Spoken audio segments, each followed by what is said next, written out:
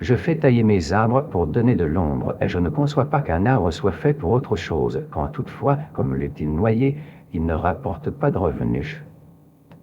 Voilà le grand mot qui décide de tout à Verrières. Rapporter du revenu. À lui seul, il représente la pensée habituelle de plus des 3/4 des habitants. Rapporter du revenu est la raison qui décide de tout dans cette petite ville qui vous semblait si jolie. L'étranger qui arrive, séduit par la beauté des fraîches et profondes vallées qui l'entourent, s'imagine d'abord que ses habitants sont sensibles au beau. Ils ne parlent que trop souvent de la beauté de leur pays.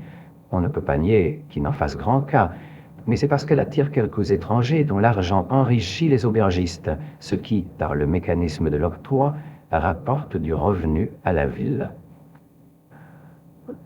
C'était par un beau jour d'automne que M. de Rênal se promenait sur le cours de la Fidélité, donnant le bras à sa femme.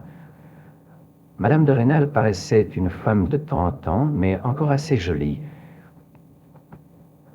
Il pourrait bien s'en repentir, ce beau monsieur de Paris, disait M. de Rênal d'un air offensé, et la joue plus pâle encore qu'à l'ordinaire. Je ne suis pas sans avoir quelques amis au château. Ce beau monsieur de Paris, si odieux au maire de Verrières, n'était autre que M. Appert, qui, 2 jours auparavant, avait trouvé le moyen de s'introduire non seulement dans la prison et le dépôt de mendicité de Verrières, mais aussi dans l'hôpital administré gratuitement par le maire et les principaux propriétaires de l'endroit.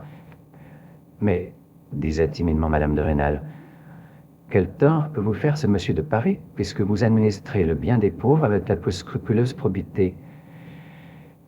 Il ne vient que pour déverser le blâme, et ensuite il fera assurer des articles dans les journaux du libéralisme. Vous ne les lisez jamais, mon ami. Mais on nous parle de ces articles jacobins. Tout cela nous distrait et nous empêche de faire le bien. Quant à moi, je ne pardonnerai jamais au curé.